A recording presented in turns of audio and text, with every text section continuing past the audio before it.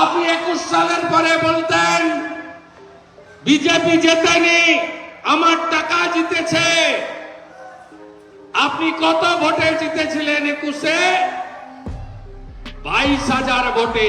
পদ্ম না থাকলে আপনার বিধানসভায় যাওয়া কোনোদিনই সম্ভব ছিল না।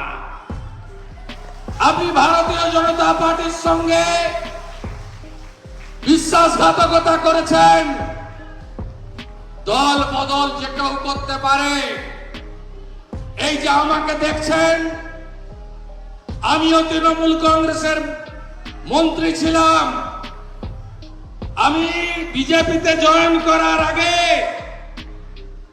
আমি আমার বিধায়ক পদ থেকে বিধানসভায় পদত্যাগ করে, মন্ত্রিসভা থেকে পদত্যাগ করে একজন নাগরিক হিসেবে আমার স্বাধীনতা অনুযায়ী, বিবেক বুদ্ধি অনুযায়ী আমি ভারতীয় জনতা পার্টির ঝান্ডা ধরেছিলাম।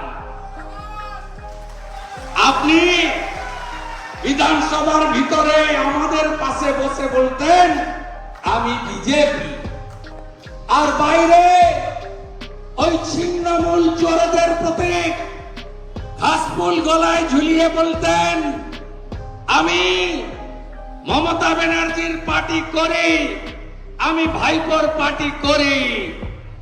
কল্যাণী বাবু এবারে কত ভোটে রায়গঞ্জে পিছালেন? রায়গঞ্জ বিধানসভায় 47,000 ভোটে।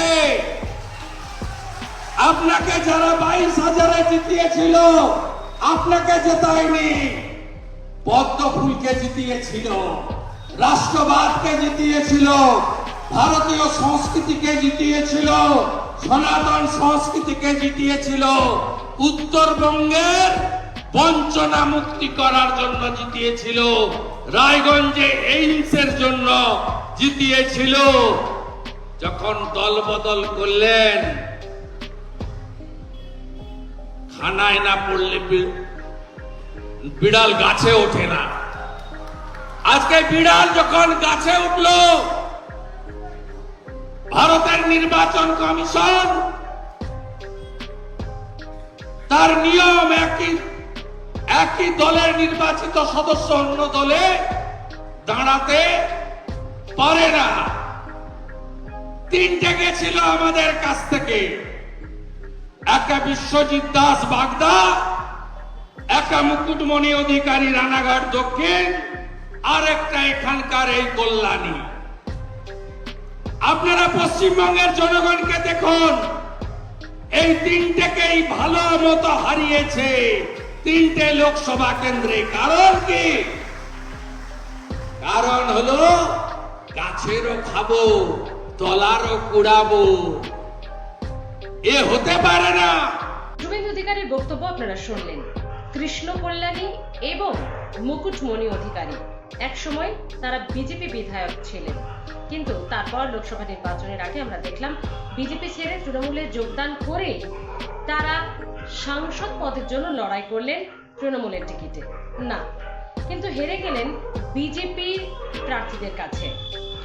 এবার তারা বিধানসভা প্রার্থী হিসেবেই আবারও দাঁড়িয়েছেন। তৃণমূল তাদেরকে আবারও টিকিট দিচ্ছে এবার বিধানসভায় বিধায়ক পদের লড়াইয়ের জন্য।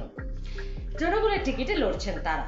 সেই রায়গঞ্জের কৃষ্ণ কল্যাণী এবং রানাঘাট দক্ষিণের মুকুটমণি অধিকারী দুজনকে কার্যত বেনজির আক্রমণ, তীব্র আক্রমণ শুভেন্দু অধিকারী।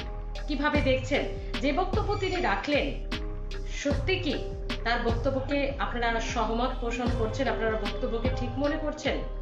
নাকি রাজনীতিতে তো দল বদল হয়েই থাকে, তা তো বিজেপিতেও অনেক হয়েছে, তৃণমূল থেকেও তো অনেকে বিজেপিতে গেছেন, খোদ শুভেন্দু অধিকারীও তো গেছেন।